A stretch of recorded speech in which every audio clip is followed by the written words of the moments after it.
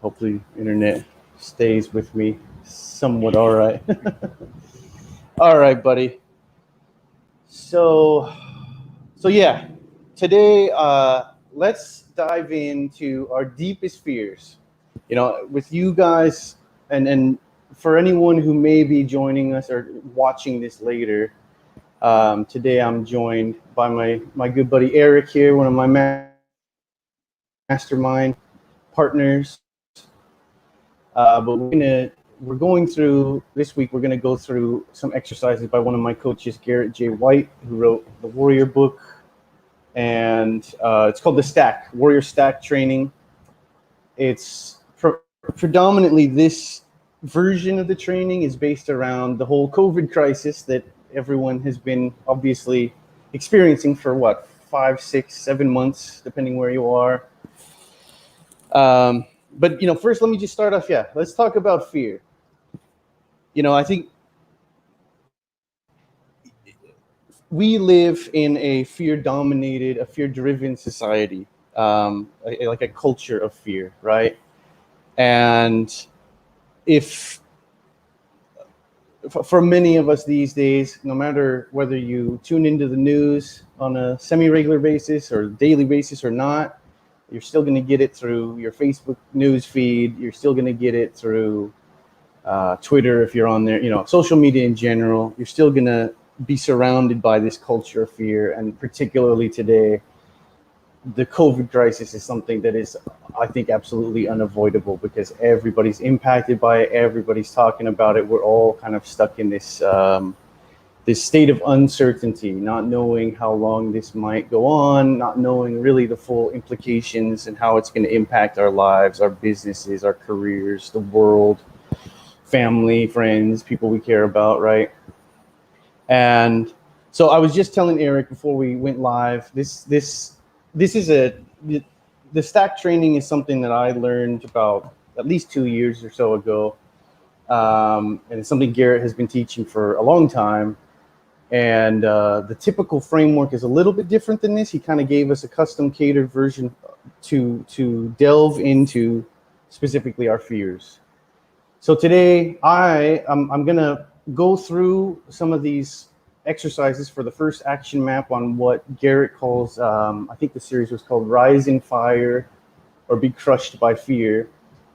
And I want to share with you, I'm going to get real raw and vulnerable with you guys, but we're focused on, how to identify our fears, how to release those fears, get clear on how they impact our life, how they can maybe be unconsciously driving our decisions, our actions, and what it's costing you.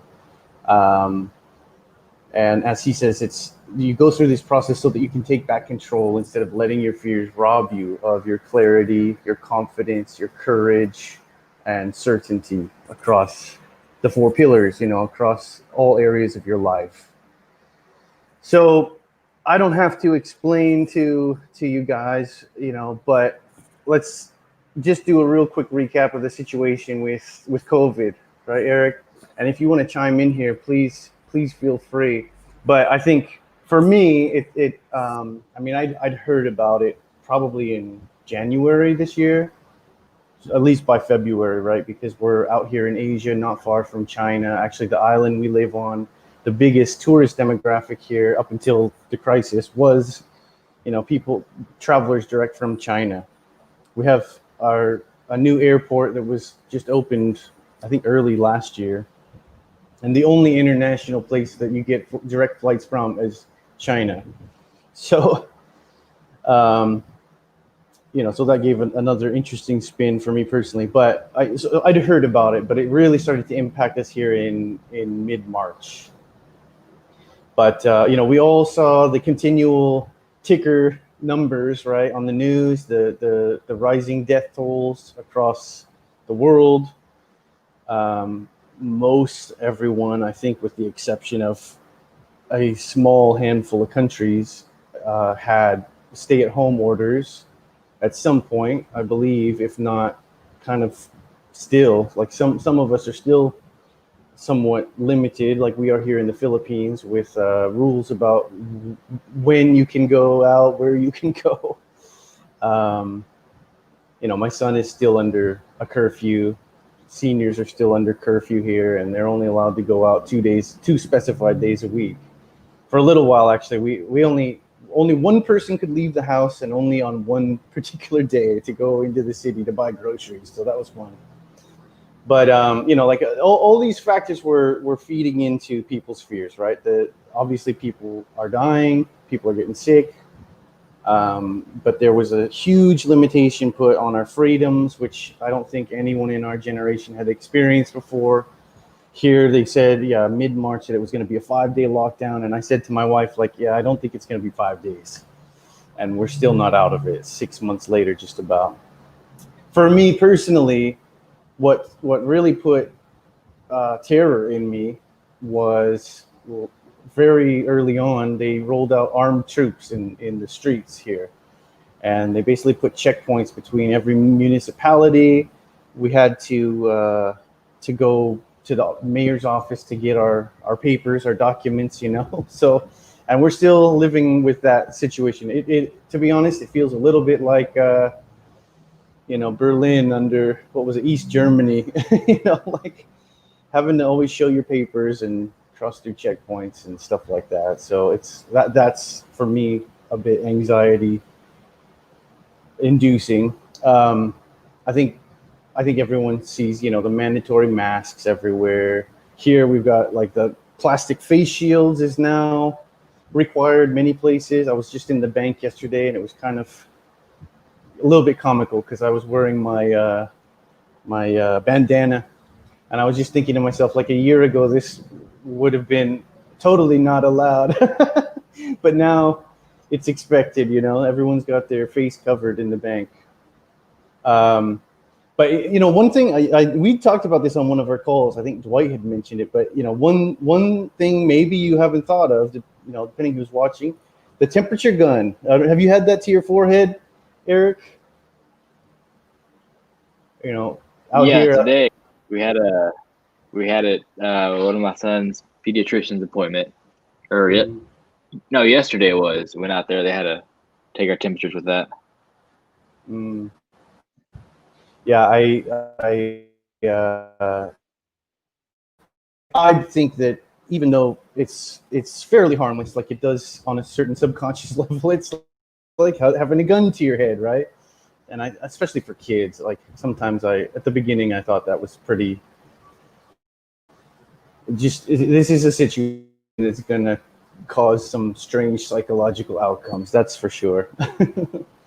So, what are other things that you guys have felt or experienced where you are there? You're in Texas, right? Yeah, we're here in Texas. I know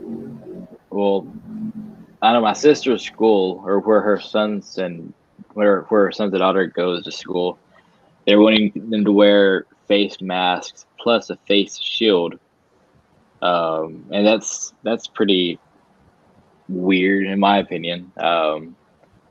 So that, and then you still have your certain areas will be like mask requirements, and if you can't social distance, and there's other places are, always having a mask on regardless of social distancing. All of our stores are closing earlier now. They open up later in the day, so they don't limit the time we go out to the store, but they do I guess limit the amount that they're open for some odd reason. A lot of your public places, the pools, they're only taking a few people in at a time, and just kind of limiting the amount of people that are, I guess, exposed to everything. That's about, like, I guess, not as bad as the Philippines. Yeah, I mean, I do feel it's been quite frustrating for me, because I do feel looking at other places, especially the States, but yeah, it's very strict where we are, and it has been all throughout. Even though I shared with you guys on the mastermind call already, but for the sake of others, like, yeah, our island was virtually untouched. I think there was a small handful of cases. There was one death, but out of a million people spread out, in the tropics. I've read a lot of the NIH papers where they say that, like getting some sunshine, like back 100 years ago with the, what was it called, the Spanish flu or whatever you want to call that. They treated it largely with getting outside, getting fresh air and sunshine, and what more could you want than to be in the tropics near the beach? But they closed the beaches.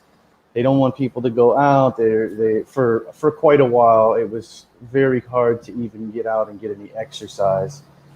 Yeah, and we're still to this day under curfew and still have to go through some of the checkpoints. It's eased up a little bit, but we still got to carry around our permission slips wherever we go, and etc. So, being a freedom-loving American, it's a big change of pace for me. So, but I guess on the bigger scale, right, affecting the whole world. Tens of millions of people just in the U.S. alone have lost their jobs and gone on unemployment.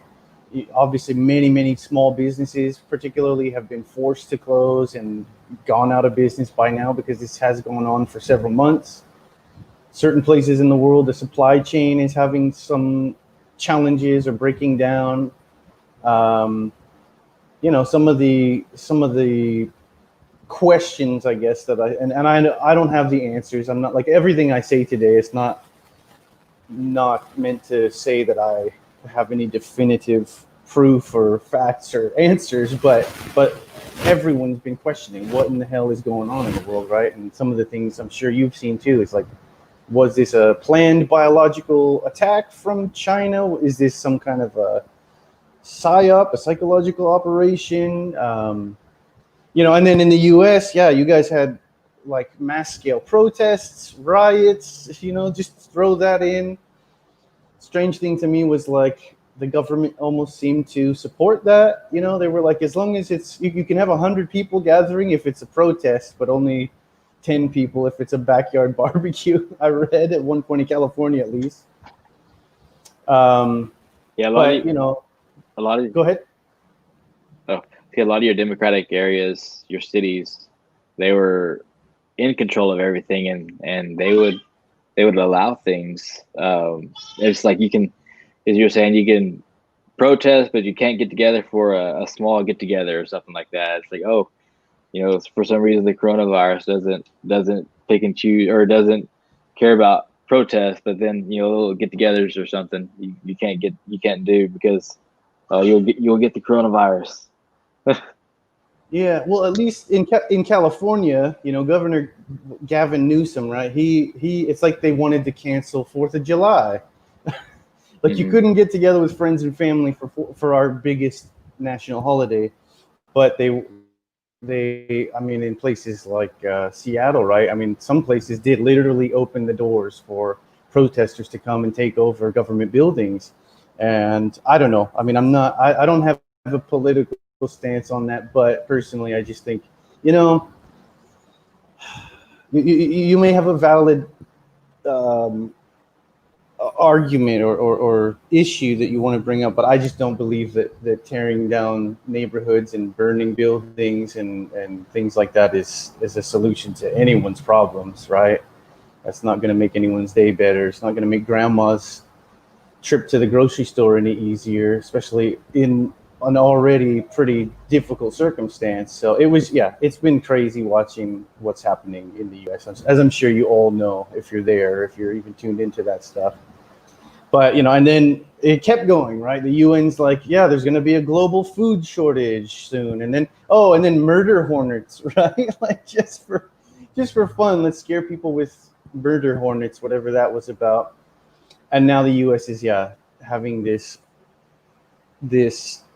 I wanted to use a nice word and call it a dialogue, but I don't think that's even an accurate description, but an argument about defunding the police, which is also, again, I don't know. Yeah, there's definitely issues with the police, but is this really the direction we want to go? And when it looks like we're almost on the verge of a civil war. I don't know. You decide. Anyhow, whatever your stance, I think like all this stuff, right, all at once it's insanity, and whatever your political stance or your beliefs, it's certainly the craziest, most chaotic time I've ever been alive, and I think it gives anyone reason to worry or to, everyone's experiencing fear and anxieties in some way. So, Eric, do you want to, yeah, just share like when did it really start to impact you guys locally there on the ground? I believe it was early to mid March, maybe. Yeah, around the I same know as I know we us. had plans. Yeah, I know we had plans for my wife and or our anniversary, and I don't think we were able to get to do what we wanted to do exactly because of all this. And it was only supposed to be, I think it was like a 10-day lockdown or something like that. Oh, then that's all it's going to be, right? And here we are, like 7 months later, still kind of going through the same Yeah, situations. yeah. What happened to that flatten the curve thing, huh? Right? And now Yeah, they you told us only it was just hear, going to take a few weeks or a month. Yeah, and I don't know about you and anyone else who will listen into this later, but one thing that kind of disturbs me, frankly, I'm just going to be honest on this stream, guys. Like, take it or leave it. You don't have to agree with me, but I'm just going to tell the truth. But, one thing that disturbs me is hearing the leaders and politicians all continually saying this is the new normal, the new normal, new normal, new normal. They're saying it here too. They're saying it everywhere. And so my situation, right? Like at the very beginning of March, my wife tells me, "Hey, I'm pregnant," and we'd been planning for this, and kind of trying to get there. So I was like all psyched. We had my parents were coming out. They had a scheduled trip to come visit us out here for their first trip to the Philippines in tail end of March. I had just opened my very first brick and mortar business ever.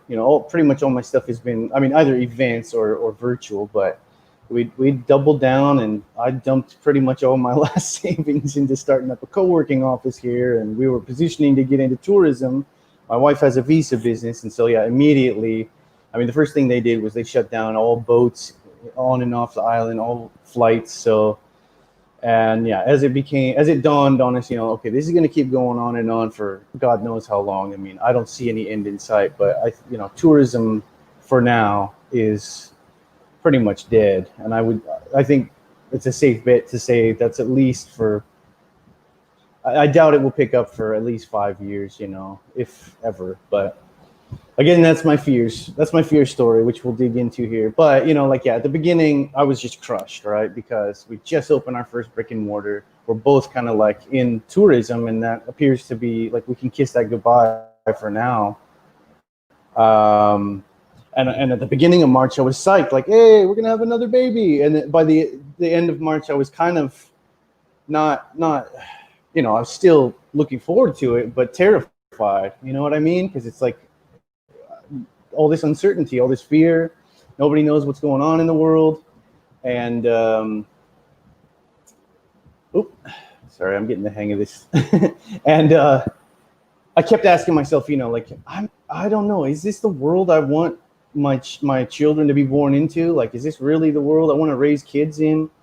So and that still weighs on me because baby's coming in November, and they're, we're still stuck in this crisis, and nobody knows how long it will last. Excuse me, or kind of how serious the long-term impact is going to be. But one thing is for sure. I mean, as always, the world keeps on changing, and it's our job to keep up and adapt as best as we can, right? I do think, as we've discussed on our mastermind several times with you guys now, um, this is a painful situation. It's a frustrating situation, but in some sense, yeah, if you can master your fears, if you can rewrite your story, you know, and own your story and develop your mindset, your psychology to the point where you can kind of have a more empowering, self-empowering story. This in the silver lining is I think you can channel those fears and frustrations and turn it into fuel to really push you to achieve something bigger, better, perhaps than you ever have before. You know, it's like we're being put in a corner, right? So some like for the first couple months, I was just shriveling up in a little ball and feeling like trash, feeling very crushed. But at this point, it's fueling me. It's fueling me to produce like never before, and it's kind of going through these exercises that we're going to share with you here. That helped a lot, and many other things. But you know, it's given me kind of a new faith. So what do you say, man? You want to start delving into some of these exercises? How much did you get through so far? Did you finish that? I mean, aside from kind of having some questions about the process, but did you make it through that first action map? I did not. No, I got about halfway through it. And Okay. from there, I wasn't sure exactly how to go on with that just yet. With some of the things I was asking as far as like stories goes and stuff. Yeah, cool. Well, you know, let's start to dive in here. You know, one other thing, quick point I just want to make though, in with his video series that goes along with these exercises, I think Garrett said something along the lines, you know, fear is normal, right? Fear is like everybody experiences it. We obviously, and obviously it's scary, but and so a lot of people. I was telling you at the beginning before we started the live, I think, Eric, that you know I'm asking you guys to delve into some scary territory, and I know a lot of people have a great resistance to that, which is also normal. Garrett said, yeah, like fear is okay, but it's the not knowing what to do with it that really is the problem.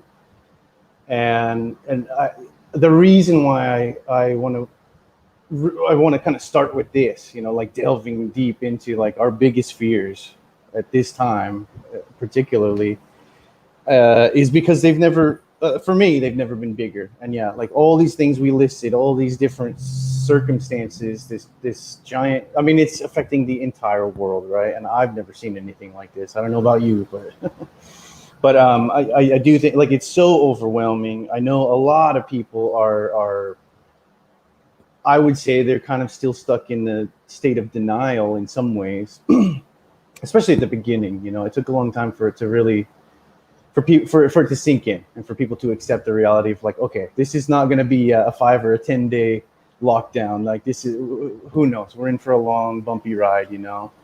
And like I say, yeah, there's no telling the full extent to which it may impact the world and our lives. But as scary as that is, like, yeah, if you don't approach your fears, if you don't confront them, it's also like the whole hero's journey idea, or like Jordan Peterson says, you know, confront the dragon so you can get the gold. You know, if if you succumb to the fears and you don't confront your problems, your psychology, your obstacles, you know, then you won't get that treasure, right? The hero who doesn't go into the cave to fight the dragon is not the hero of the story. And so I think it's more important than ever to not get stuck in denial, not just Garrett talks about sedation, you know, like that. It's easy, and I'm guilty of that. You know, I was very guilty of that at the beginning for a long time, just finding things to kind of sedate away the pain, the fear, you know, like. But that's not gonna solve the problem. That's not gonna dig us out of this pit. So, and the other side is, yeah, like if you don't deal with it, if you don't confront it, having, even if it's kind of, if you push it back into your subconscious, psychologically speaking, right? Like always having that low, or not even low, but that whatever level of anxiety constantly is going to take a toll on your immune system. So even just strictly speaking from like a health standpoint, which they say this is a health crisis, right? I mean, we got to find ways to get our psychological power back, you know, and to Like fear's always going to be there, and new ones will come, but we got to take the power back from those as best we can. So part of the warrior framework, I think he says something like, when you've got a fear, that's linked to stories, and the story, and a lot of time they're unconscious stories that are driving us. But those stories, that it's kind of like programs running in your head, those lead to us having certain feelings, like beyond just fear. And that leads us to acting in certain ways. So yeah, if you're acting purely based on a fear story, especially if you're not making it conscious, then that's what leads to a lot of the crazy behavior we're seeing, like particularly in the streets in the US these days. People are afraid for all kinds of different reasons, and so people are going a little nuts, and we're going to see a lot more of that. But the depression, despair, anger, frustration, blame, like all these things, like at the root of it, yeah, you got to figure out what the story, the trigger, and the story that comes with it. So that's what these exercises are all about. Most people are gonna, if they don't do the inner work, they're gonna be crushed. Like if not by the virus, like I think a whole lot more people are gonna be crushed just psychologically. That's what I see. I mean, it's already happening, and the longer this goes on, it's gonna get harder and harder.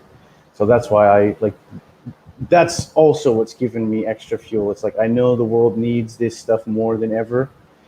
People need to look at their stories. They need to go within and sort themselves out, and empower themselves with this story, so they can take more empowered action in the world and lead by example, not out of fear and craziness. So the first section in this 5-part training series, I think, was just called Awaken the Fear. And let me see if I can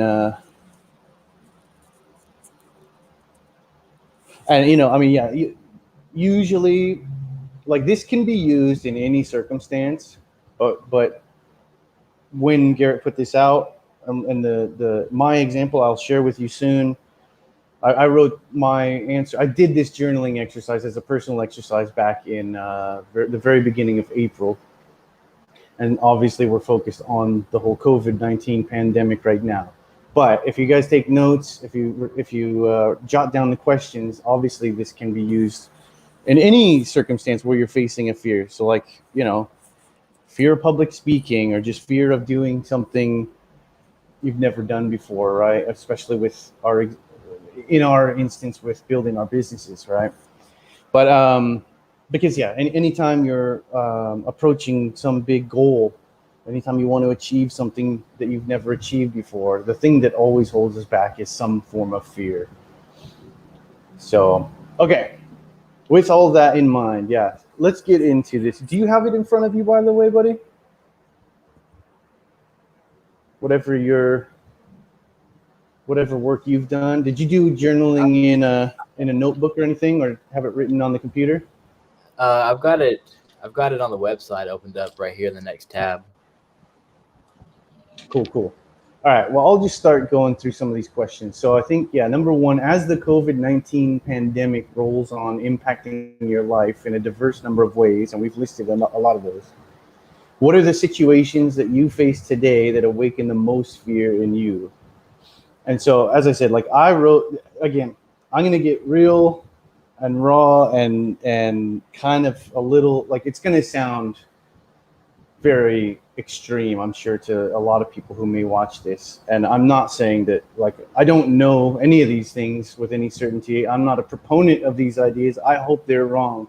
But I did I did it as a personal journaling exercise. So I pretty much spilled my biggest, craziest, wildest fears on the page. And as afraid as I am to share that publicly, I'm going to do my best to be as open and vulnerable here as I can, and just show you guys kind of my example of what I was going through at the beginning of this in particular. But some of these I still struggle with. So okay, so what are the situations that you face today that awaken the most fear in you? So again, back in April, what I was really looking at was, as I said, like baby on the way. So yeah, with a baby on the way, I'm terrified that my kids are being born into the end times, or into a horrific dystopian prison planet ruled by some like tyrannical one world government. Is what it looked like. It still kind of does to me. When have we ever seen 200 governments around the world agree on anything, but they all roll out this essentially the same playbook within a matter of weeks? So I said, I fear my newborn child may never experience like the freedom that I grew up with, or at the early on, it's like we had to stay in our homes. Like my son for 6 weeks straight actually was not allowed out for the first 6 weeks at all. And so I said, I was afraid like my newborn may never even be able to like go out in nature, and wander, take a walk down the beach. That's what it was. It still kind of feels like that sometimes today. I said, I'm afraid that my wife's business is completely dried up, the visa business, and may never pick back up again. Like, thank God it actually has for a little bit here, but I think that's on borrowed time. But yeah, both of our businesses, essentially, we've been building around tourism. And I said, I'm afraid that they may never pick back up again if they continue to restrict travel, medium or long term. And this is when they were telling us this was like a week long, and it's already gone on for almost 6 months. I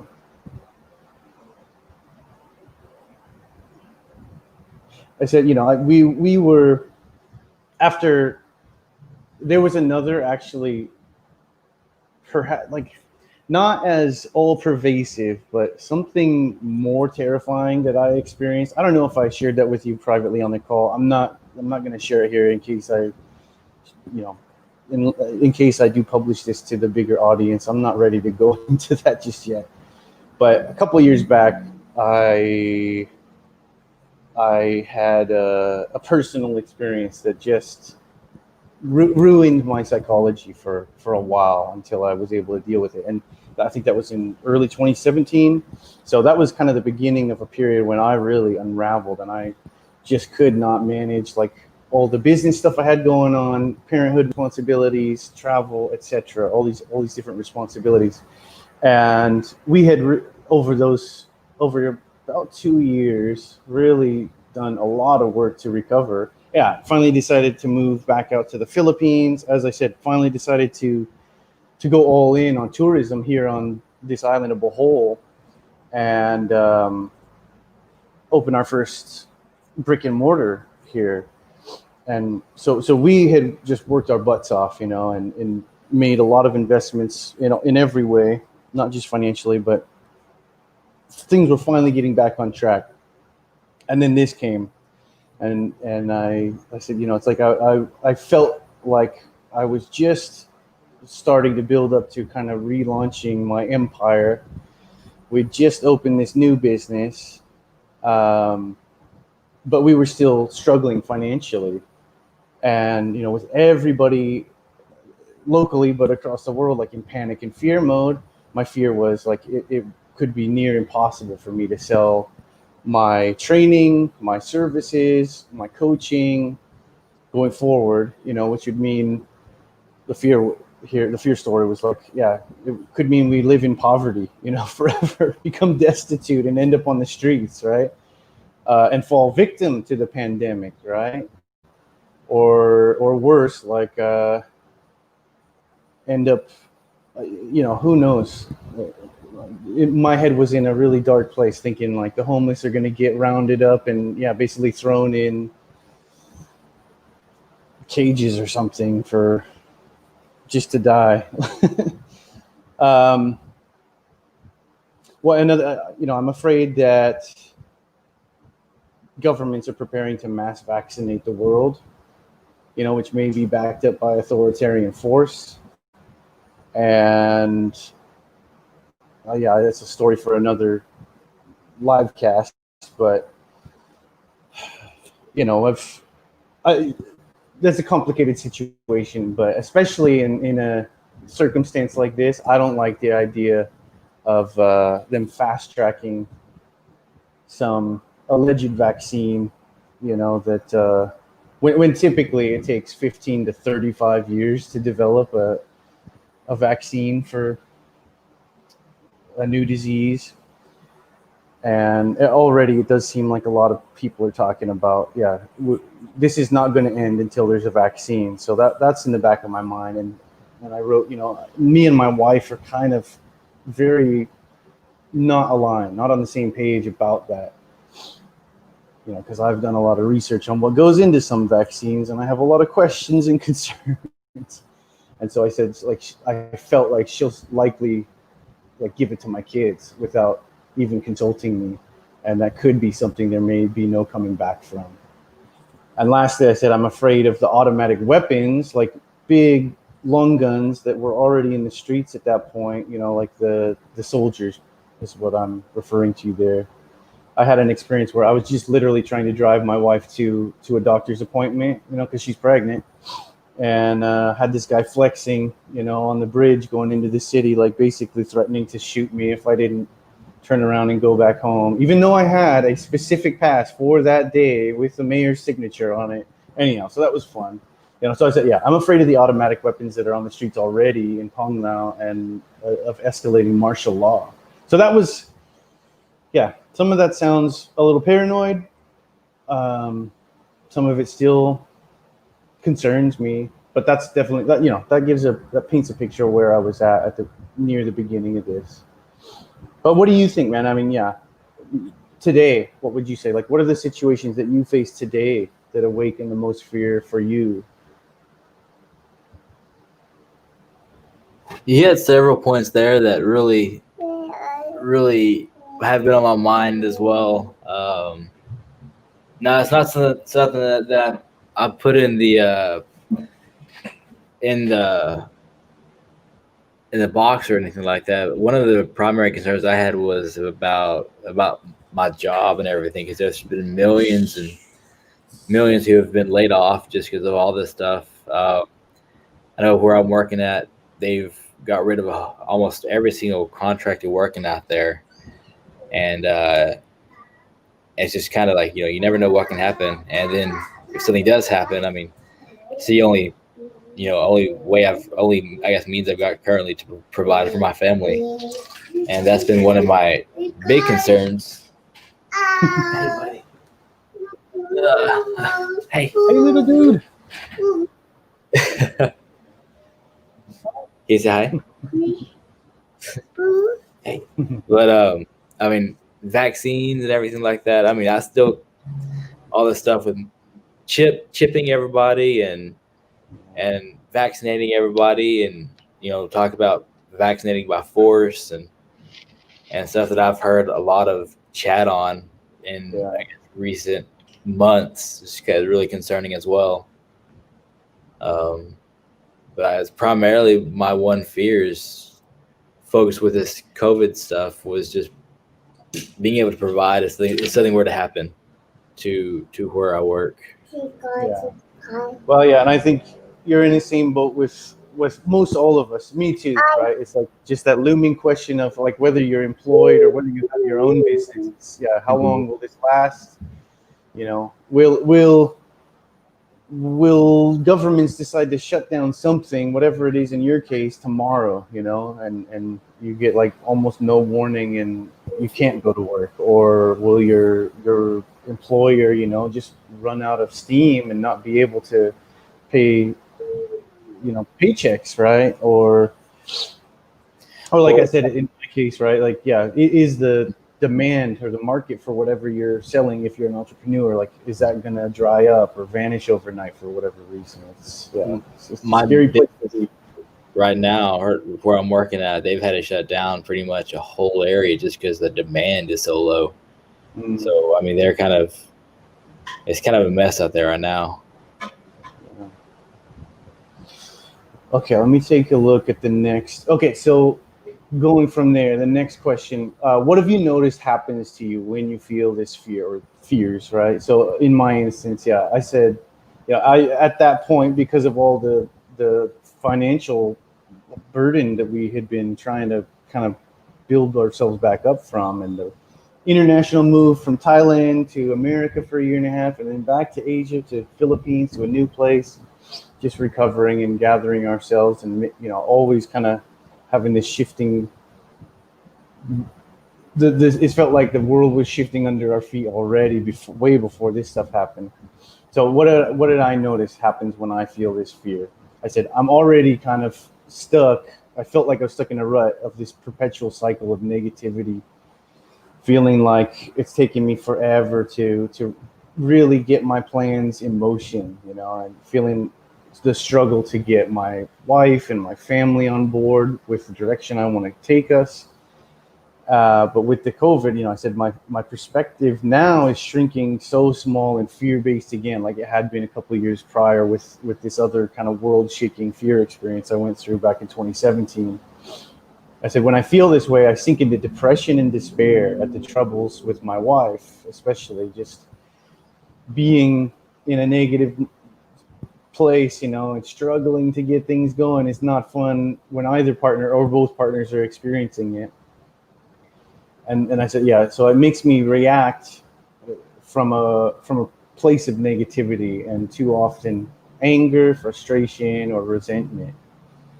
So like when I dwell on the subject, reading and watching all the videos, the news, endlessly trying to keep up with what in the world is going on, especially those first couple weeks, especially the first month or so, so just because they were changing the rules on us all the time, like curfew and what days you can go, and just so many rules, right? And unfortunately here in the Philippines, the government seems to communicate primarily through Facebook. Nobody's coming around door to door letting us know what the situation is. But so I said, yeah, like when I'm kind of obsessing or just focused on that too much, watching and reading all that stuff, trying to keep up, the disappointment and fear leads me into sedation.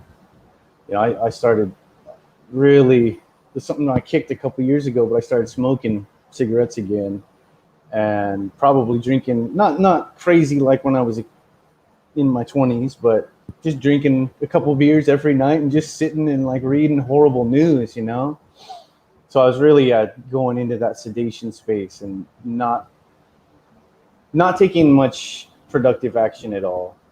And I said, I don't have any positive energy to go out and kick ass, and little hope that this scenario is going to get any better, only worse. So that was my answer for what have I noticed happens to me when I feel this fear. Yeah, do you have any thoughts on that? What, like when you dwell in or are overwhelmed by the fear, what happens to you? What do you notice happens to you when you feel that? Well, lately, when I start thinking about it, I've been more, I guess, motivated to make something happen as far as like what I've got going on, trying to get something started up just so I don't have to worry about all this in case something does fall through or something. I have actually got something to work on. But then you start thinking about it too much. It's just like, well, you kind of start thinking about it way too much, kind of stressing out. Well, what if this doesn't happen? And kind of waste your time, kind of just on I guess when you say thinking about the bad stuff, when you could be focusing on, I guess, doing something more productive to your business or something to help out. Right. Absolutely. It's like, it reminds me of, I forget who exactly it was, but there's an old saying, like, what you focus on grows, which you kind of made me think of. And it's like, yeah, like that's why we're going through this process. You do have to address the fear, and like I said before, like confront that dragon, but also, yeah, you don't want to get caught up forever, like just focusing on all the negativity in the world. And yeah, those first several weeks, the first month or so, like I felt that, like, because everyone across the whole world was being overwhelmed by all these fears all at once. And so like after a little bit, I was just like, yeah, I'm gonna actually, you know what happened? Funny enough, I think it was about it was a week of my birthday. I forget what it was. I shared something that was apparently, not allowed. And I got banned from Facebook for like a week, which at first kind of upset me, especially because it was like my birthday and I wanted to like, be able to chat up with friends and stuff. But anyhow, at the end of like 7 days of no Facebook, I was actually like, oh my gosh, this was kind of amazing. I'd already been wanting to pull back from Facebook in a big way, but like being forced to like just not have access to it for that week was great. But still, so I recognized that, like, especially at that time, that it was just unhealthy, bad for my mental health. Like there was nothing positive going on social media for a while, and so I did try to distance myself a bit. But even still, like once I had access again, because my wife would still be telling me every day, like, oh well, this has changed, and this, here's the new rule, and this is, oh, they changed it to the, they keep switching around even the days we can take our kids out and stuff like that. Anyways, and so I felt like the pressure, I guess it's kind of a social pressure, not like they were trying, but everyone around me kept telling me what's going on, what they're seeing on Facebook. And it was like, oh, have to go, yeah, look at the horror, the never ending fire hose of just fear and doubt and negativity. But anyhow, yeah, so I definitely, and I think for me, early on, it was that crushing blow, because yeah, it's funny how the timing lined up with the lockdown. But yeah, I'd been hoping to see my dad. I'd been planning to have a big grand opening party here and invite like everyone, all the friends we'd made so far here, and celebrate the new business. And I mean, we had the business open for about 2 weeks. We had our first like 3 customers, and then the lockdown hit. But yeah, we just got our signage up. We had a big celebration plan. My folks were going to be here, etc.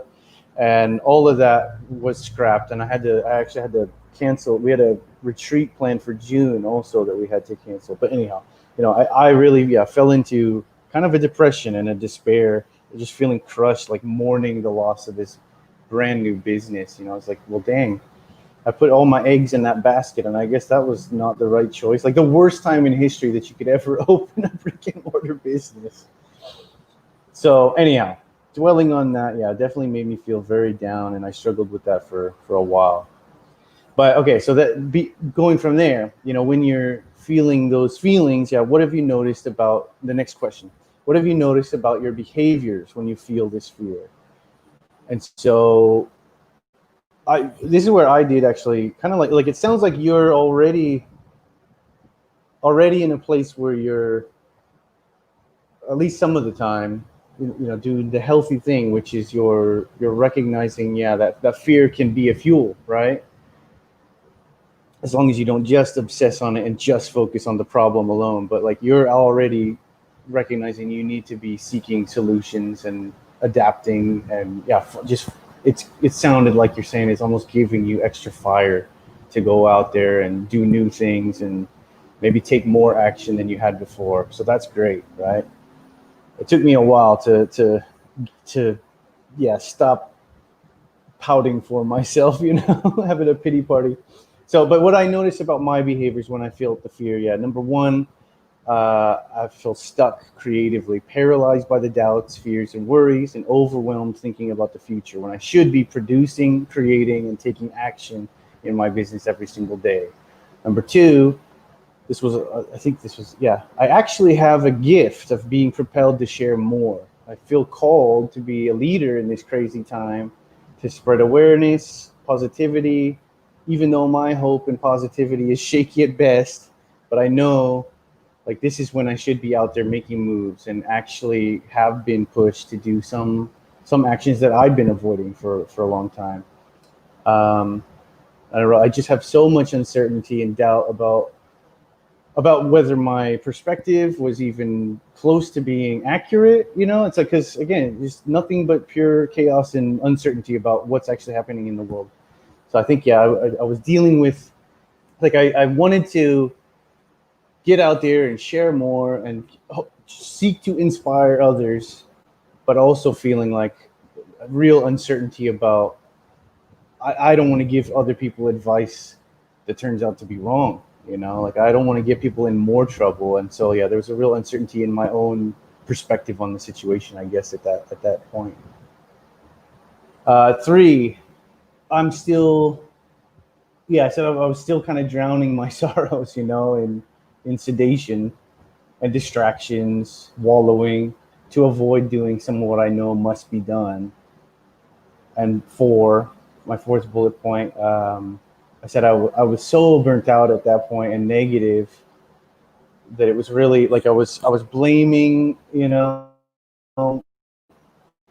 my wife in some ways. I was just blaming a lot of people around me, blaming the government, etc.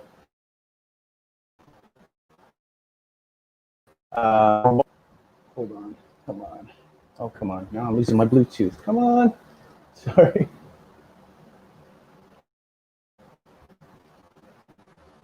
Oh, so yeah. So for I was like blaming others too much for some of the perceived negative consequences that I saw possibly on the horizon. Yeah, which was kind of like fueling this. What is going on? What in the world? Come on. Sorry, dude. My mouse is absolutely freaking out. I can't. Oh, dude. Oh, my Bluetooth hit the back earlier. I guess I'm not supposed to talk about this or something again. Come on. I never have problems with this. What is happening? Dude. Am I still coming through okay? Yeah, I can hear you. Okay. You cut out. You're putting it earlier a little bit, but right now I can hear you loud and clear. Well, yeah. Do you have the question there in front of you? I think it was when you feel these fears, like how does it impact your behaviors? If you want to riff a little bit on that, and I'll see if I'm going to see if I can get control of my system here. Okay. Yeah, it says, what have you noticed about your behaviors when you feel this fear? So one of the things when you're, or at least whenever I've obsessed over something too much, start thinking about it too much, is how it has the ability to like change my mood, put me in a bitter mood and everything like that, and kind of throws my whole day to crap, I guess you'd say. And that's one of the things about obsessing on things too much that I've come to realize is the more I obsess about things as far as like something out of my control, it just kind of brings me down. And so it's like part of me tries not to think about it so too much because it's gonna have, I guess, a negative effect on me as well, and everybody else around me. If I'm coming home in a bad mood or something, and I try not to let it get to me that far or put me in a bad mood. Yeah. Well, yeah, especially as husbands and fathers, guys like us, like we're supposed to be the leaders of our households, right? So, yeah, you hit it spot on. It's like, yeah, if you let this stuff dominate your psychology too much or for too long, yeah, it's going to negatively impact your family and community around you, your business if you've got a team or anything, even your customers. So again, that's why it's like, yeah, you've got to summon the courage to just conquer that beast, to approach the fears. And yeah, it's like we delve into the darkness to really, like, what I think is really important with all the journaling and the exercises we do, it's like you get it out of your head and you get it on paper. And a lot of times I do find, like, even once it, like now when I'm looking back, like in some way, like, yeah, some of this stuff is still like, I think, I don't know. I have no idea if any of it's accurate at all, really. And again, I pray that, like, I could be way off base. However, I will say, like, even 5 months between then and now, like, some of it still concerns me. But like the funny thing is, when I look back on it now, I'm like, I don't take it anywhere near as seriously. Like, even if it is true, like, yeah, I've like, I got it out. I built myself back up. Like, I rewrote, as we go through the 5 different parts, like you rewrite your story. And so, but I think it's so important to get this stuff out on paper because you can kind of, you relieve yourself of that burden of carrying it around. even if it is unconscious, but you're carrying it, like, and there's something magical about just writing, journaling, whether it's negative or positive. But I just can't say enough for the power of, like, yeah, just get it all out. It's like a brain dump. It's like a detox in a sense, I suppose, And yeah, so when I look back, it's like, they're I think some of these are somewhat legitimate fears, whether they're true or not, whether there is a basis, but it's not unreasonable. I'm sure I'm not the only one thinking these things, but I can kind of look back and almost laugh at some of it too. But yeah, speaking of taking, like, what's within your control, I think you said, right, and what's not. So the next question here: why do you feel these situations cause you to feel this level of fear? And I said, this, like, scarcity mindset, which we talked about many times in the Foundry. And it's something that I've struggled with for forever as an entrepreneur, especially these last couple of years recovering from 2017 and just like trying different things. We'd had, a lot of failed attempts. And I felt like, failed attempts is like where we were going to live at first. Like, were we going to live in this country? Were we going to live back in my home country, be near my family? We're going to live in my wife's home country and be near her family. Like, that took enormous amounts of, investment and energy and time. And the first couple of attempts didn't pan out as I'd hoped. But then, how is our family going to function? Like, am I just going to really double down and be the sole provider, which I was for most of the many years we've been together? Is my wife just solely going to be a stay-at-home mom? Like, she thought that's what she wanted to do at first, but she wasn't really fully, I guess, fulfilled, doing that.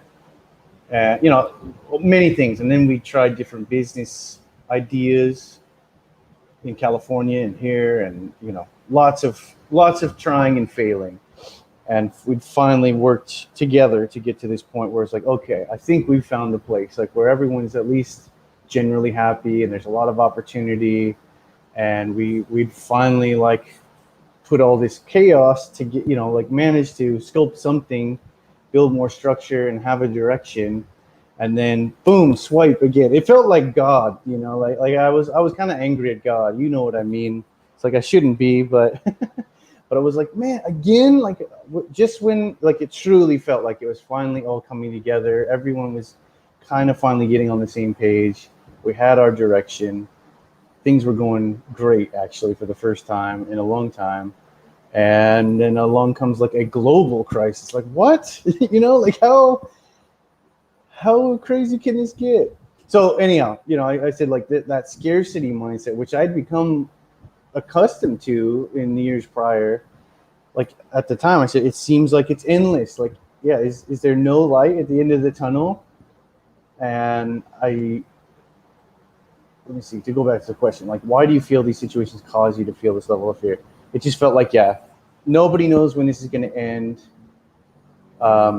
It felt, yeah, no light at the end of the tunnel. This could last forever. Like, that's what the fears keep telling me. And I felt like the situation is just so staggeringly beyond my control.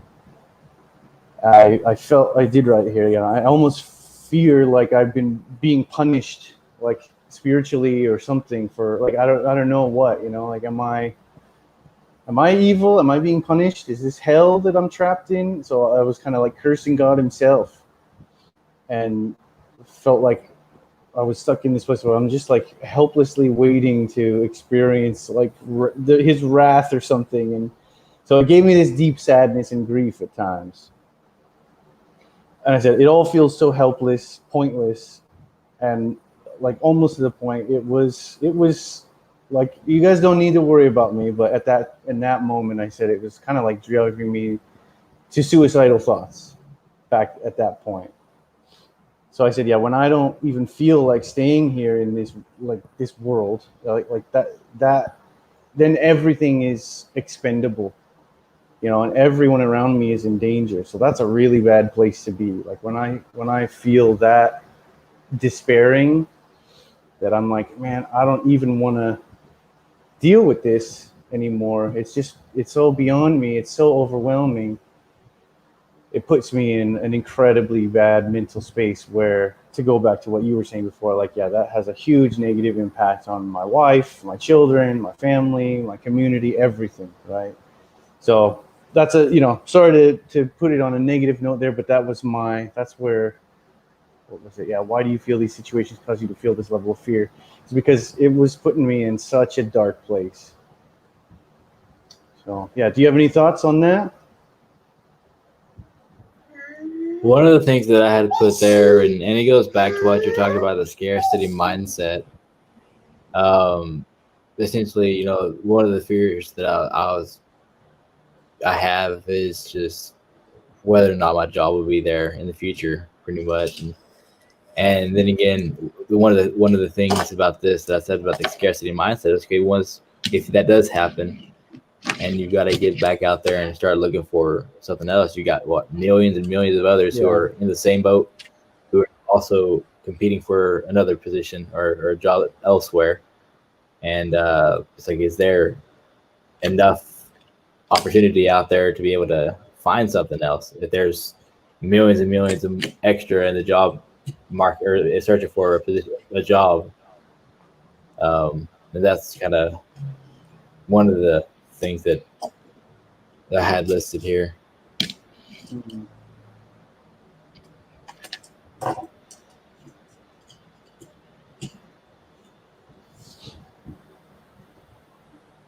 So yeah, shall we move on to the next question?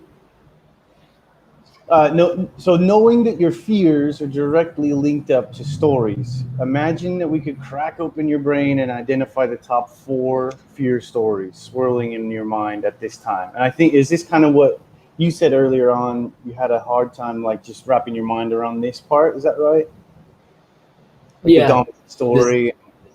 This is the part where I wasn't exactly sure how to or what to write on these. It goes to the dominant one and the secondary one.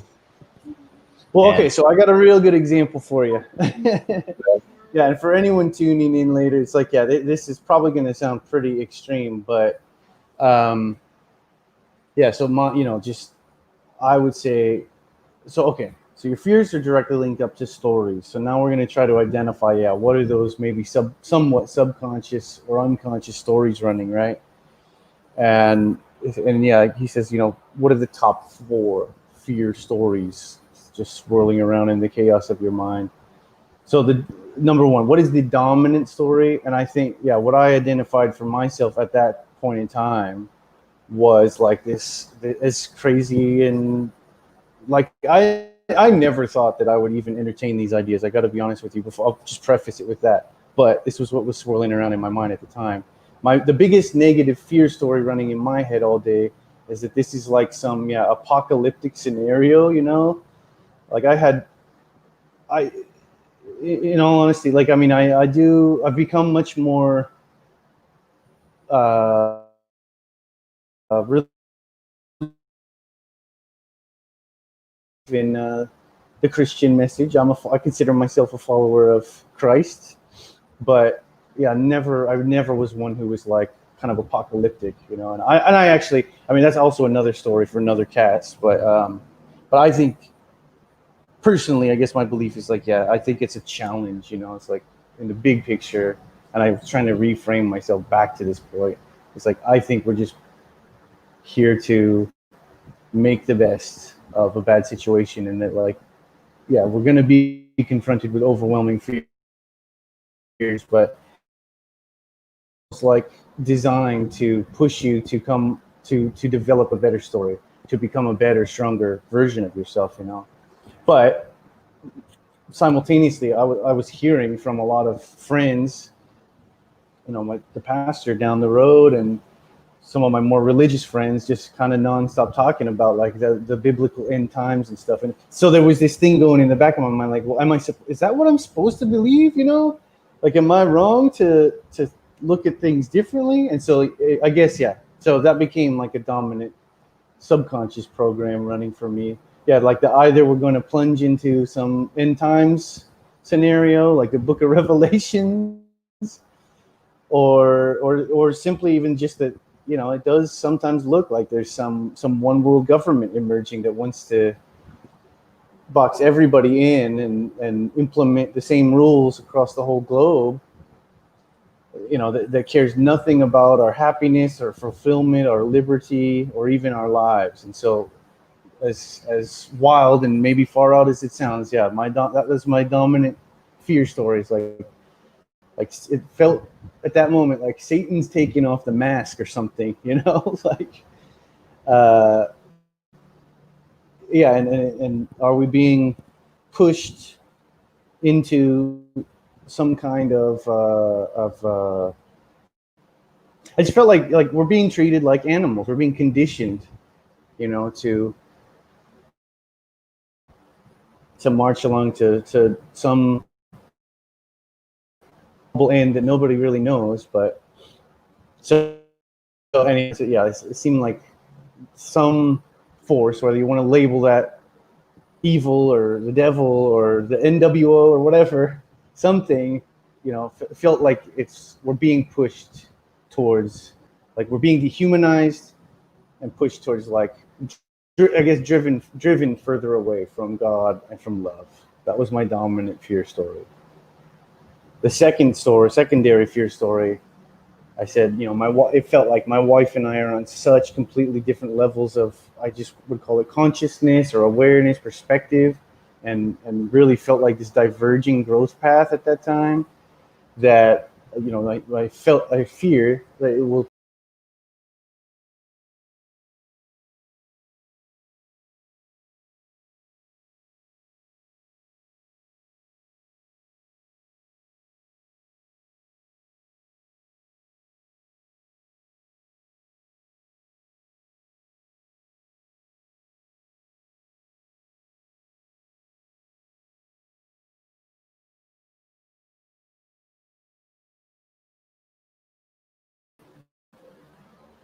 Are we back?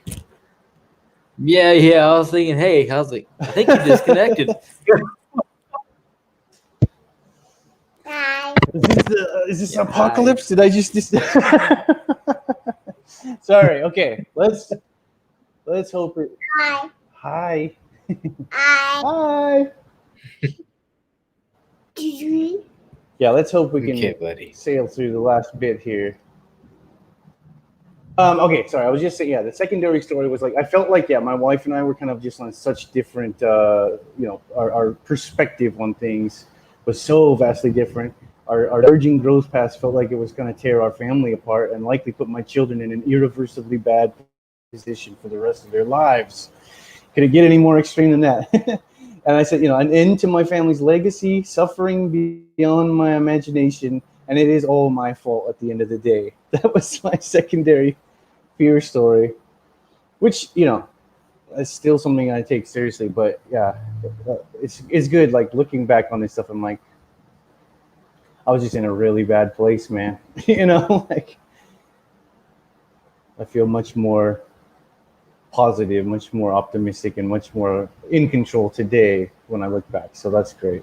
The third fear story for me, I said, if this stupid fear pandemic continues for 3 to 6 months or more, the whole world will experience an economic depression like never seen before. And, my family's really just not in a position to overcome the odds, no matter how hard we try at this point. Like I felt like it's already too late to like play catch up, like financially to put us, like, I felt like this is really going to separate the rich and the poor. And I think the poor are going to suffer. So like that third fear story was just like, it felt like we're below the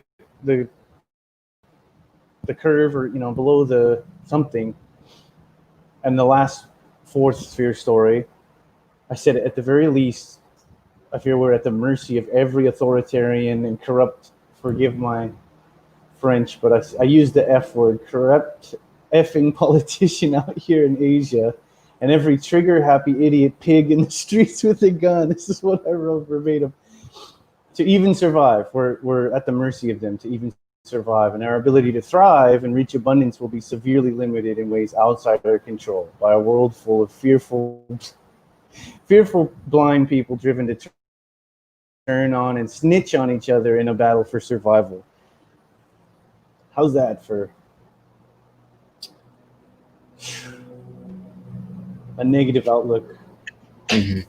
What do you think, man? Do you like do much of these fear stories resonate with you? Did you feel similarly early on, or even still? Actually, And by the way, I threw in that snitch on each other because, yeah, at least in New York, they were saying you can be rewarded to tell on your neighbors if they're not following the rules. Yeah. Well, almost every single one of those that you pointed out, all those have been running around in my mind as well. I mean, if this goes on much longer and stuff like that, we really can't. I mean, we're not in a position to where we can change anything, or I'm not anyway, as far as the outlook of where I'm at right now. I mean, little things they can do. I mean, heck, if they shut down the internet for any reason, well, there goes everything that I'm trying to work on. And you know, they have so many ways to be able to control us, right? It's just kind of sad at the same time. It's just like they're trying to lead us in a certain direction. That like animals, as you're trying to say, trying to control us and everything. And I mean, pretty much every single point you hit on has been running around throughout my mind. Yeah. Well, yeah, I hope in a way, like as much as it's a little embarrassing, you know, to share. Like if I do want to publish some of this more widely, but you know, there's for me even just sharing these thoughts, it's like there's the fear that people are going to point and laugh, that people are going to think I'm a lunatic or something, or paranoid or whatever, conspiracy theorist, because people throw that around a lot these days. But you know, but when I'm looking back at it now, even now, I actually I think, like I said earlier, I think the people who are pointing fingers and laughing, they're probably still stuck in denial, which is why they're able to do that. Or like it's a defense mechanism. Whenever I talk, I doubt highly that they. Sorry, go ahead. I think there's a little delay. Sorry, yeah. So whenever I talk to people about it, it's all conspiracy theory. You're all into all this stuff, and no, hey. You might not want to really believe it, just but keep it in the back of your mind. So in case things do start taking that route, you'll know, you know, hey, you should have known. You've been able to, I guess, hear somebody else's opinions and views on it that, you know, maybe you shouldn't just brush off completely, because what if things start turning out to be going this other direction that you said that's just all conspiracy theories. But well, yeah, it's like the people who I think have spent a lot of time in that circle, whatever, you know, like in that exploring that world of conspiracy theory. And I mean, like, I'll be honest, like I love a lot of that stuff. I like, it's just like, if you think conspiracies don't happen, then you're an idiot, because like conspiring is just like a group of people planning stuff together in private. Like that's what government is. I mean, that's what we're doing, you know. And it's saying, like, even just with a mastermind group or in a business, like, yeah, people conspire to make things happen all the time. Mm-hmm. Such a dumb word, really. But and actually, I am a student of history, and I have studied a lot of geopolitics and like I'm getting to the point these days where I'm like looking into espionage a lot. And I mean, it's like, yeah, that world's getting really strange these days, but because I want to write like a James Bond type thriller, you know. So I've been studying a lot. Anyhow, the world is a weird place, and yeah, governments conspire and psychological operations are real. Like, you can find this stuff if you want to look for it, but I'm not saying to fall down that rabbit hole. So I get it's. I was going to say, I do think that people who have maybe spent a lot of their time in that world, in a way, like I guess some of them are probably freaking out. But yeah, it's funny because I think those folks are almost more psychologically prepared for just what is unfolding, right? As strange as that is. it's like you can't surprise someone who's spent a lot of time focusing on conspiracy theories. And I guess, yeah, the one of my biggest lessons from this whole crisis the last 5 or 6 months I mean, yeah, whether it's a conspiracy or not, whether people have like whether it's like an organized planned thing or not, you can certainly say that it highlights our dependence on systems that we have no control over. And like you were saying a few minutes ago, like, yeah, I mean, someone could choose to flip a switch and turn the internet off, or the system could, like, it's probably not as robust as we think it is. Like, an enemy could drop a EMF, is that what they call it, right? Like electromagnetic pulse, or I don't know how that stuff works, but like drop a bomb in the right place and the internet goes down, right? Or a spy. Like, spies are real, man. Like, they're out there. Everyone has them. We have them. Like, every government has them. You could have a spy who bungles up something. And it's just like our systems are not as sustainable as we tend to think they are. I mean, we don't even think about them. That's the problem. It's like most of us are unconscious about all of the stuff that support, like all the systems that support our lives sit on top of countless systems, and those systems we're largely unconscious of. And I think that, yeah, whatever your beliefs, whether this stuff is intentional or whether it's by accident, whether we're gonna find a way to rebuild the systems better, or whether we're gonna have to go through some really hard times, either way, what my biggest lesson, I guess, is it's just shining a light on the fact that, like, we do depend on these massive, like, the systems have become global. And maybe that's not the best idea, because, yeah, if they go down, like if the supply chains break down, like maybe you shouldn't be like, especially in the States, maybe we shouldn't be getting our food from halfway around the world. Maybe we should be gardening a little bit, at least a little bit, in our own backyard, if you can. Or maybe at the beginning, the first thing when they said 5 days lockdown, those were the first. It was kind of like that. Like, I'm not a prepper. I guess I'm becoming one. But those first few things that ran through my head were like, yeah, what if the power off or the water stops running? Because I'm responsible for a family, and so I think that's kind of the first place my head went. Is like, I started looking around, like, how can we become more self-reliant, more sustainable ourselves? Like, hopefully these things never go down, but just in case they do, I don't think it's a bad thing at all to have a backup plan, or just to, provide more for yourself. And so I have kind of started to go in those directions, focusing on learning how to garden. We're raising chickens. I still need to, I want to have some kind of, I'd love to have a well, but I don't own this property. But, some kind of backup water system, stuff like that. I think those are good things to think about. Anyhow, but let's try to, there's two last questions here, and let's try to wrap this up positively, as best we can at this point. But this is the fear stage, and it gets better from here, guys. So the last question, there has already been a significant impact of these fear stories on your life. What do you estimate the current economic cost of fear has been on your bank account? And so I said, just in the last month, I guess probably almost $10,000 or more. If we hadn't been hit by this, and I was in another dimension perspective-wise, like not so caught up in the fear and just the absolute worst-case scenario, and the crushing, overwhelming, like, feeling of, I felt so early March. I was like, yeah, we're gonna have a baby. Yeah, my parents are coming out to the Philippines. Yeah, we're opening up our new business. We're gonna have a big grand opening, and things are going great. And then the whole world is going on lockdown, and it looks like we're gonna sacrifice the economy, the global economy. But yeah, so if I'd been in another universe, almost like perspective-wise and psychology-wise, like I know I would have been on track for making probably at least $10,000 a month at that point. So that was kind of the economic toll or cost.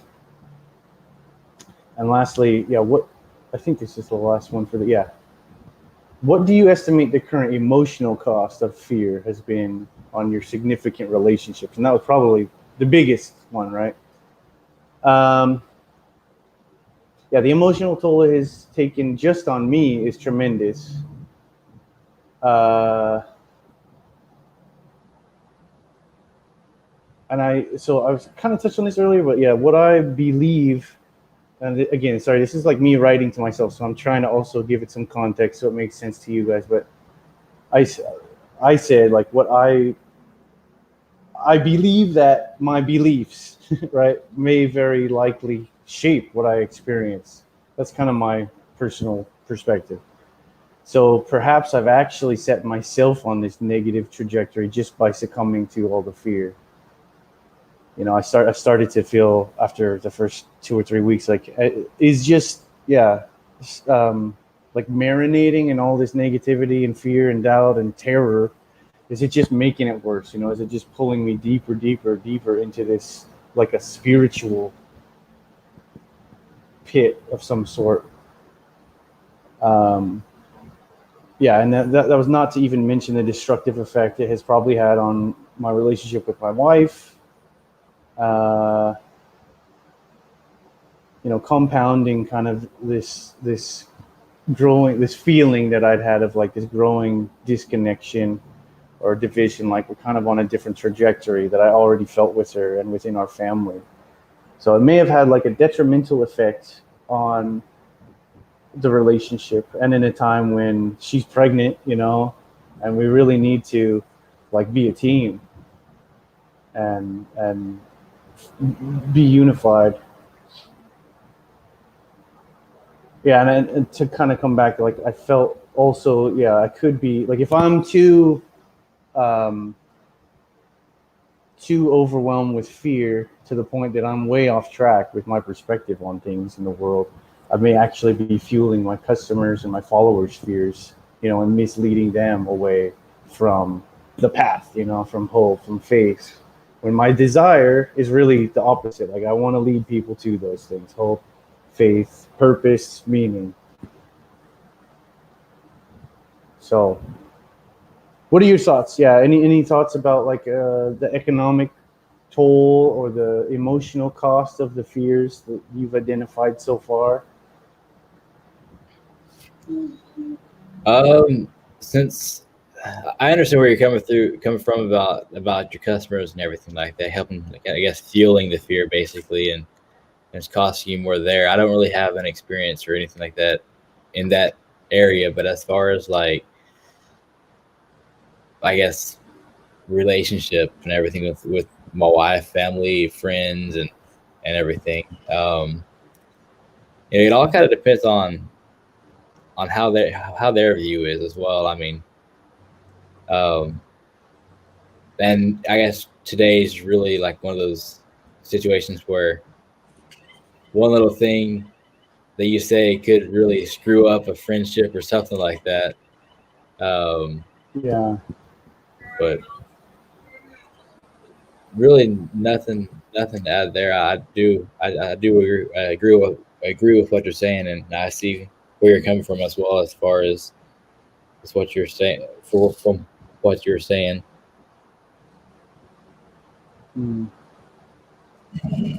It's like, I mean, everybody's on like heightened alert, right? And it's kind of, I mean, it's understandable because everyone, whether they admit it and recognize it or not, like everyone has a load of fear, like, and they may not be the same as mine, of course. Like they may be way different. They may be something totally, like something I can't even imagine. Everyone has their own unique perspective.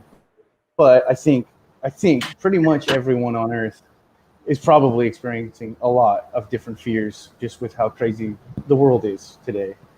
And so even if they are unconscious, it's like, we're all on heightened alert. We're all like really touchy. And but I think that the way forward is so like rather than going out in the streets and throwing rocks at people or yelling and spewing your frustration, or especially burning things down, what if instead, like, what if we could get everyone on the face of the planet to do this stuff instead? Like, this is scary, but like, I promise, like, once you really go through it, you get to a place where you can reframe your perspective. You can find a more empowering, positive, optimistic outlook, and rewrite your story. Or what if you could become the hero of your own story rather than the victim? Last couple things I just wanted to share. I forget, was it who? Maybe you'll know. One of the presidents back in the 50s or 60s said, "The only thing we have to fear is fear itself." I've heard it. I don't know who said it though. Well, I could look it up, but I'm gonna give extra credit to anyone who comments below. But we've all heard that.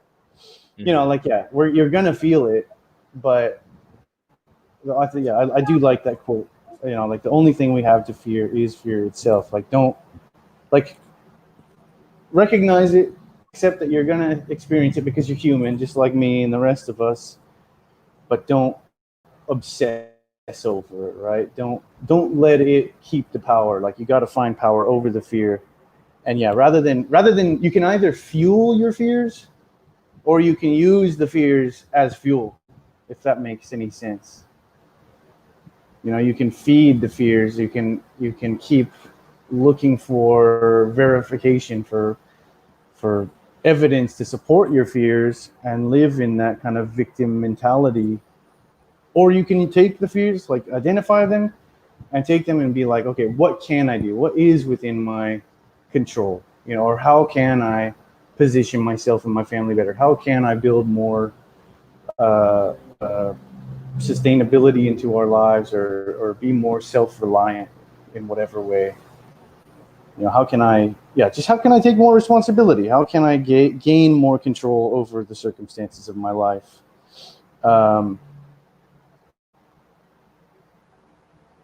And you can either be unconsciously driven by your fears, which will keep you playing small. It'll keep you thinking that you're the victim in your story, or you can name them, like I've been encouraging you guys this week. Name your fears, identify them, delve into them, and get as crazy and terrified and paranoid or whatever. That's what I did, at least. But go as deep into them as you need to. Again, I encourage you guys to go through these exercises. I encourage you so much to journal and just brain dump and get it out of your head. Because again, a lot of times, I find, at least, once it's on paper, it's and once you really define it, it becomes it's once you get it out of the unconscious, it's not like a big ghost, like a specter, I think our biggest fears are things that we don't have much definition to, if that makes any sense. What's the word I'm kind of looking for?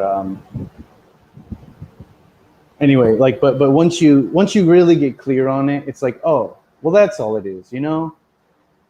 It's kind of, you simplify it when you can name it and really identify it clearly. And then from there, okay, all right, so I looked into the eyes of the dragon, and it's maybe it's not as big and ominous as I kind of thought it was in my unconscious, or in my hazy thoughts. And now it's time to go slay that dragon, or whatever. But rewrite your story, take back control. And to relate this back to the Foundry and everything we're about, the hero's journey is the path of courage. I think it is the answer to an uncertain world, and to being constantly, like I said at the beginning, this world, if you don't have a powerful story of your own and a vision of your own to drive you forward, and principles, etc. If you don't build your own structures and you just settle for what you're given, chances are, like, I mean, our parents do their best to give us a lot in our early life, but beyond that, there's no one that's gonna solve your problems for you. It's up to us. And the hero's journey is the commitment to face one's own fears and to conquer the self, really, because they live inside of us. I mean, yeah, they have a relationship sometimes, maybe to the outside world, but they largely live inside of our heads. And so it's like that's why we delve into psychology and mythology. Mythology is a metaphor for psychology, but it's like it's showing this hero's path, how to approach the things that terrify you and take your power back. And so, yeah, I hope that I hope you got something out of this, Eric. Thank you for sharing. Anyone else who tunes in later, I really hope you guys. I hope you resonate with some of this. I hope you can forgive me for perhaps being a little conspiracy minded or paranoid at times, but I hope you appreciate. Yeah, I'm trying to be just tell the truth, and like I say, I mean, I still have no idea whether any of these things are the like have truth in reality, but it's my truth, right? It's my fears. So I tried my hardest to share all of my biggest, my deepest, darkest fears. And yeah, maybe you share some of those. Maybe you've got different ones, but I encourage you to do these exercises and confront the dragon. And I hope you guys will join me again for the next one soon. And there's 4 more parts to this, and it gets better from here. We'll start to find that gold. Sound good, man? Sounds good. I really appreciate you sharing. It really helps, I guess, clear up some of the questions I had on these questions. Well, yeah, as brother. well. You too, man. Thank you for So, joining me, and thank you for having the courage to share some of what you're processing through. But yeah, like for you and for each of you guys in the mastermind, for anybody in the Foundry who may see this later, I mean, I'll try to link these exercises, this action map to this anywhere I post it. But yeah, I just can't say enough for this. If like it takes a lot of courage. Like this was, I was terrified to do this, but I'm glad I did. And also, yeah, it's important, I think, to recognize, like, yeah, because I wrote that stuff in, I think it was April 11th. So, or no, probably the week before that, because I posted it. Anyhow, early April. So I'm looking back almost 5 months already. And, like that it's important to recognize that, yeah, like you get this stuff on paper, and it really does, like, it takes away some of its power, because you narrow in on, like, what is it really that you're worried about, and like all this crazy, like how immense this problem could be. Like, that might be true. I'm not saying it's not. I'm not saying it is. I have no idea. Maybe the world is going to end soon. I really pray that it's not. I hope that we have a long time to build a better society together. That's my wish. Mm-hmm. But either way, like, so like I dove through all this huge idea of what could be going on, but then by the end, you see, like, I really got down to, like, well, what is it really? Like, I'm worried about how do I, if the water stops running, how do I make sure we still have, my kid can drinking water every day? If something does happen and the grocery store is empty, like, well, what can I do about producing at least a little bit of our own food? It kind of, you narrow it down, and you really do. It's like, it's actually not as big as it seems at first. The more you consciously, you bring these things from the unconscious to the conscious. And so yeah, I really recommend, whether you follow this exact sequence or just do it in your own way, but journal on your fears. And yeah, it takes a lot of courage to share them. So I'm not expecting everyone's going to be ready to do that, but at least do it for yourself. and be really, really honest with yourself. Tell the truth, to at least to yourself, and get clear on this stuff, and then we can start to move forward. So that's what I look forward to doing with you. And then maybe, what do you say? Do you want to do another one in the next few days, or you think is next week better for you? Next few days would be good. Yeah. Cool. Monday I'll be out of town, and hopefully I'll be back in time for the 9 o'clock stream. Cool. But the next couple of days I should be free. Awesome, man.